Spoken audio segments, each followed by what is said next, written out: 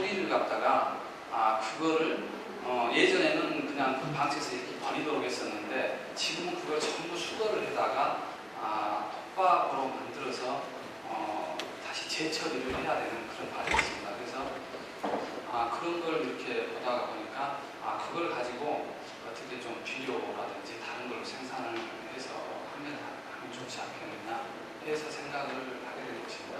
그런데 지금 이제 제가 실험했던 거는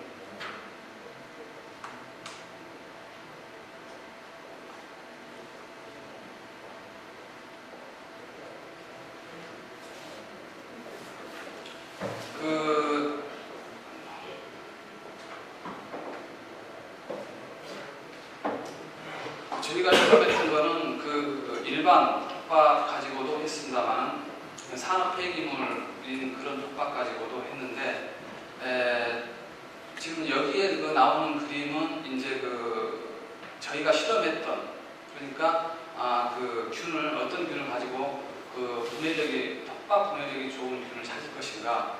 근데 이제 그러다 보니까 그 버섯균 중에서 외생균근 버섯이라고 여기에 나와 있는 황금비단 그물버섯이라고 있습니다. 근데 황금비단 그물버섯은 그 나무에 그 뿌리 근처에서 이렇게 살고 있으면서 나무에는 탄수화물을 제공을 하고 또 그 균 자체는 나무에서 다른 영양분을 섭취를 해가지고 서로 공생 관계에 있는 그런 균인데요.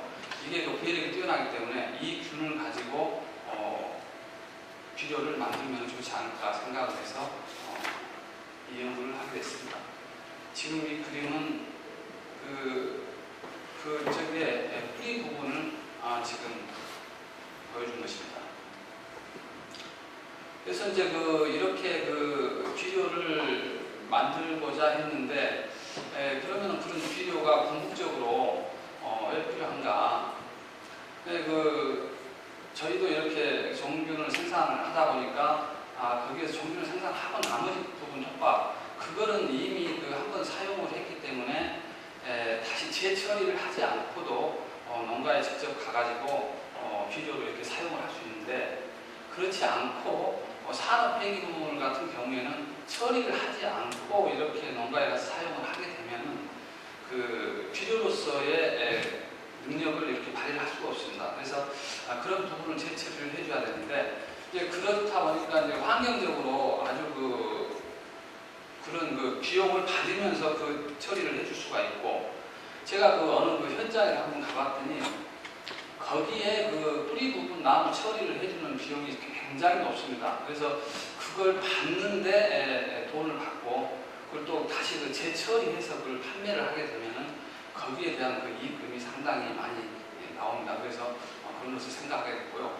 결국은 이제 그렇게 해가지고 이렇게 비료로 만들어서 쓰게 되면은 환경적인 문제도 어느 정도 봐야 되겠지만은 재배하는 여러 가지 농민들한테도 궁극적으로 도움이 되지 않을까 그런 생각을 해봤습니다.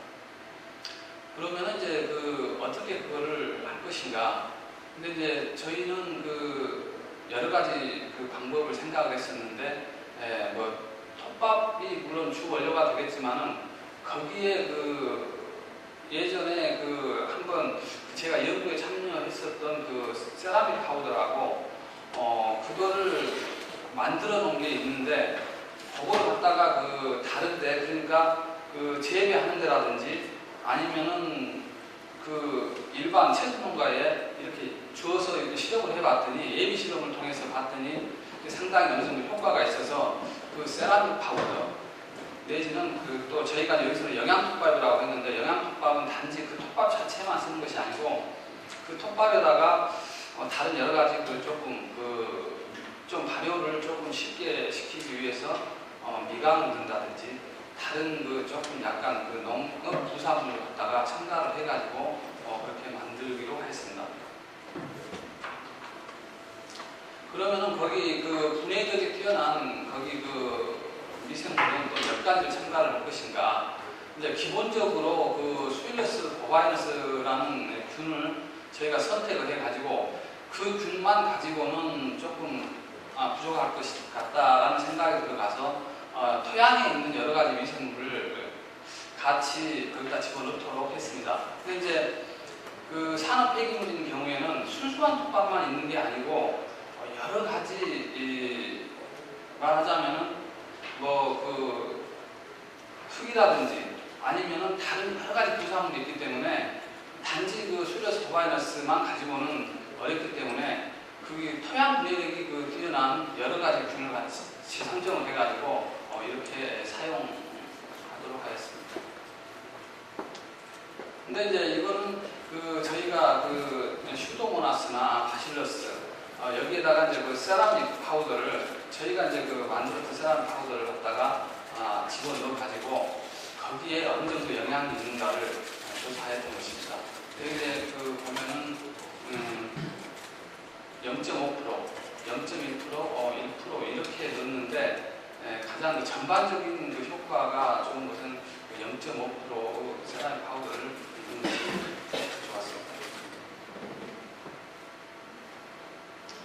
이거는 이제 그 저희 회사에서 기본적으로 그 종균을 생산하는데 이 실험을 하기 위해서 조금 빠른 방법으로 할 수 있지 않겠느냐 싶어서 저희가 사용하고 있는 그 종균 배양병에 수일에서 도바이러스균만 한번 이렇게 키워봤습니다. 근데 보통 그 버섯 종균은 한 15일 정도 거의 성장 상태는 성장 속도나 상태는 비슷한 것 같습니다. 이제 이거를 갖다가 지금 실험상에서는 이렇게 이 병에다가 했는데 궁극적으로는 그 포대에다 한다든지 아니면은 뭐 상자에다 한다든지 이렇게 그 적은 병으로 하면 경제성이 맞지 않기 때문에 이제 우선 실험상에서는 이렇게 했습니다. 요거는 이제 저희가 여러 가지 비료 생산 실험을 하기 위해서 그로스룸을 만들었는데 이 그로스룸에다가 묘목이라든가 토마토 아니면은 상추 또 고추 같은 거를 여기다가 넣어서 단기간에 실험을 할 수 있는 그런 공간을 만들어서 여기서 실험을 했습니다. 마찬가지입니다. 여기에서는 온도, 습도, 방 자유롭게 조절은 아니겠습니다. 그래도 거의 자연과 유사하게 맞출 수는 있습니다. 여기도 지금 세라믹 파우더하고 여기 이제 세라믹 파우더가 실험을 했는데 세라믹 파우더의 종류가 저희가 가지고 있던 게 4가지 종류가 있었습니다. 4가지 종류가 있는데 여기에서 4가지 종류를 갖다가 각각 실험을 해봤는데 어떤 세라믹 파우더가 좋으냐 저희가 이제 세라믹 파우더를 일정량 넣어주기 위해서 실험을 했는데 보니까 A라는 세라믹 파우더에 가장 좋은 효과가 있음을 알 수 있어가지고 저희는 이 4가지 세라믹 파우더 중에 A라는 세라믹을 선택해서 사용하였습니다. 세라믹 파우더의 구성, 그러니까 구성되어 있는 그런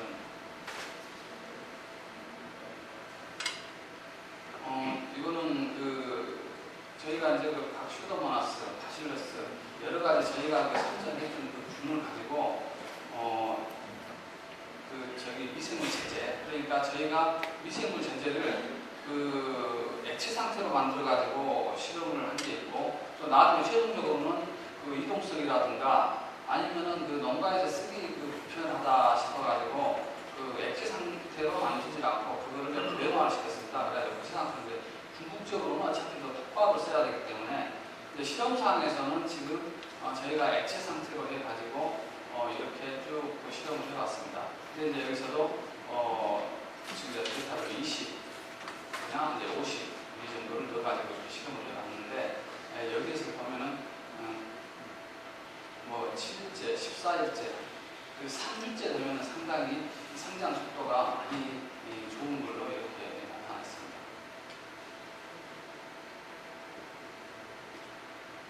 근데 이제 저희가 아까 앞에서 보여드렸던 크로스 템포에서 실을 뿌린 후에 40일, 그러니까 40일 후에 다음에 또 거기다가 30분 동안, 그러니까 각각 6가지의 균, 그러니까 토양미생물에 대해서 거의 뿌리 부분을 갖다가 30분씩을 이렇게 담갔다가 그걸 갖다가 이제 또 옮겨가지고 전지 저기 배양을 해서 그런 가지고 실험을 했습니다. 그런데 대체적으로 보면은 최종적으로는 이렇게 이제 실험실에서는 했는데 이제 이거는 액체이기 때문에 적은 양으로 나무에 미치는 영향이 어떻게 되는가를 알아보기 위해서 이렇게 했는데 실제는 최종적인 실험은 필드에 가서 배나무에 실험을 했습니다.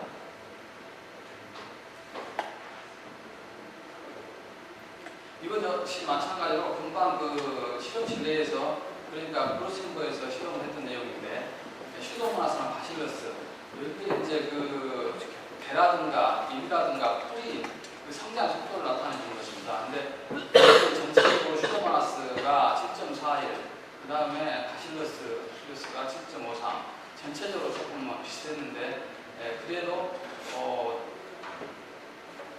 슈도스 바이너스가 9.72로 가장 높은 성장 속도를 나타냈습니다. 저희가 맨 처음에 슈도스 바이너스를 가지고 하기로 했는데 여러 가지 톱밥 여건상 아니면 또 산업 폐자재의 여건상 이런 여러 가지 미생물을 첨가를 해줘야 되겠다 해가지고 이 슈도스 바이너스를 기준으로 잡고 다른 것을 같이 첨가를 해서 배양을 하게 됐습니다. 마찬가지로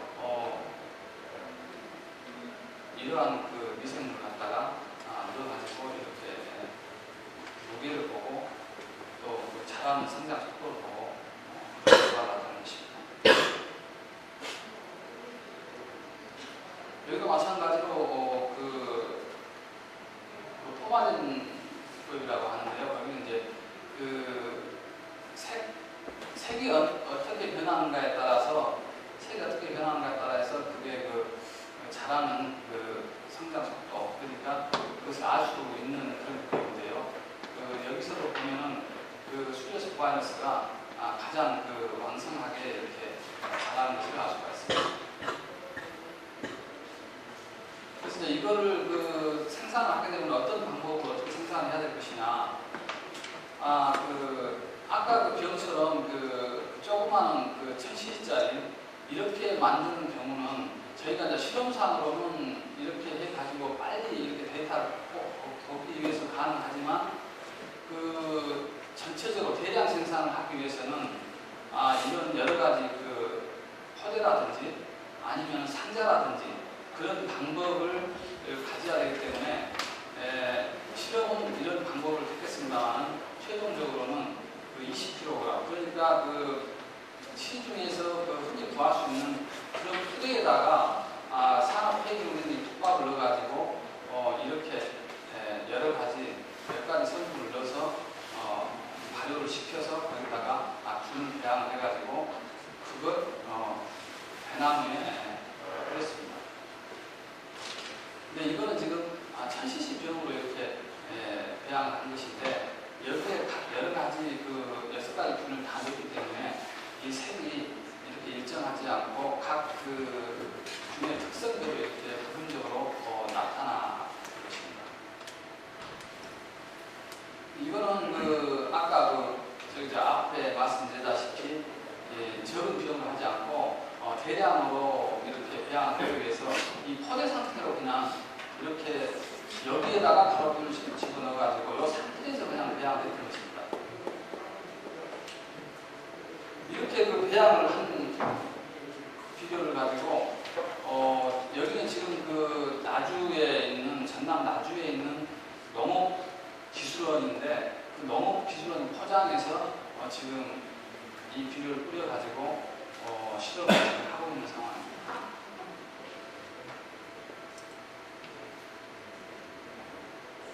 그렇게 해가지고 이제 이거 자라는 성장 상태를 봤는데요. 여기에서도 보시면 저희가 이제 전혀 배나무를 관리하지 않고 배나무를 관리하지 않고 이렇게 처리하는 경우하고, 이제 이건 기본적으로 거기에 농가에서 기본적으로 관리한 그런 거 가지고 이제 컨트롤을 잡았었고, 또 여기는 저희가 미생물 제재, 그러니까 미생물 제재를 복합적으로 여러 가지를 같이 동시에 사용했던 그런 부분이고, 여기는 이제 한 가지 미생물씩 그렇게 사용했던 것입니다. 근데 여기에서 보면 아무래도 이제 거의 비슷하게는 나옵니다만, 그래도 조금 비교적 전체적인 것은 미생물 제재가 조금 더 좋았지 않느냐 보여집니다. 여기에서도 마찬가지입니다. 여기서 이제 과일의 무게를 저희가 체크를 해봤는데, 여기는 그냥 전혀 관리하지 않은 상태인데도 이렇게 과일 무게가 어느 정도 나타났습니다. 여기는 이제 기본적으로 관리했던 내용이고, 저희가 미생물 제재를 사용했던 것, 그렇지 않고 여기는 일부분만 사용했던 것. 근데 여기에서도 과일 무게가 상당히 높은 걸로 이렇게 드러나왔습니다. 여기서 마찬가지로 저희가 당도를 측정을 했었는데, 여기서도 미생물 제재를 사용했던 것이 당도가 낮다. 그러니까 그렇게 아주 많은 차이는 나진 않습니다만, 그래도 전체적으로 당도가 높은 걸로 나왔습니다. 이것은 이제 저희가 처리를 했던 거기에 그래서 여러 가지 성분을 분석해 놓죠. 그리고 이제 거기 저희가 실험을 하던 중에 배나무 농가에서 가장 중요시했던 부분의 하나가 이렇게 큰 활력을 이렇게 따지더라고요. 그래서 배나무가 1년이나 2년 주기로 이렇게 하는 게 아니고 장기적으로, 그러니까 저희도 이렇게 배나무에다가 실험을 한 거는 한 해만 한 게 아니고 지금 몇 년에 걸쳐서 이렇게 해왔는데, 가장 중점적으로 그래도 생각을 했던 게 뿌리의 큰 활력을 테스트를 했던 것입니다. 근데 뿌리의 큰 활력이 처리했던 것이 처리하지 않았던 것보다는 약 1.741배 정도 높아가지고, 근데 수치적으로 이렇게 1.74인데 실제 농가에 아니면은 지능 농업기술원에 제가 이 정도면 어느 정도의 효과가 있습니까? 이렇게 물어보니까 상당히 높은 효과라고 그렇게 그분들이 말씀하시더라고요. 그래서 상당히 긍정적이었다고 생각을 했는데, 뿌리 끄는 활력은 상당히 효과가 있었던 걸로 이렇게 나와 있습니다.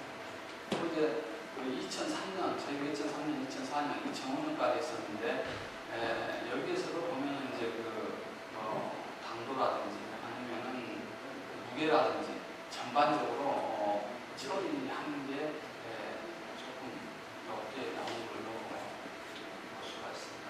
이제 특성상 이 비료가 들어가가지고 단기적으로 효과를 볼 수 있는 게 아니고 좀 오랫동안 지속적으로 이렇게 처리를 해줘야지만 이 효과를 보기 때문에 실험을 할 때도 상당히 그런 어려움이 있었습니다. 여기도 마찬가지, 여기는 이제 특별한 특이사항은 없는데, 이제 병충해에 대해서 이렇게 나열을 해놨는데요. 2003년, 2004년, 여기는 그 전에 거하고 그 이후 거하고도 비교를 해보니까, 특별한 건 찾아볼 수는 없었습니다. 비교는 전체적으로 양호한 상태이기 때문에. 그래서 이제 전반적으로 저희가 그렇게 실험을 통해서 만들어서 농가에다 줘봤던 톱밥 비료, 그러니까 미생물 제재 비료가, 이제 저희는 자꾸 톱밥 비료라고 이렇게 이야기하는데, 그게 궁극적으로는 실험상은 여러 가지 액체 상태로 실험을 했었고, 농가에 이렇게 액체 상태로 이렇게 들여다보니까 거기에서 취급도 불편하고 또 운반 과정이라든가 여러 가지가 불편해서 그걸 갖다가 액체 상태는 전혀 사용하지 않고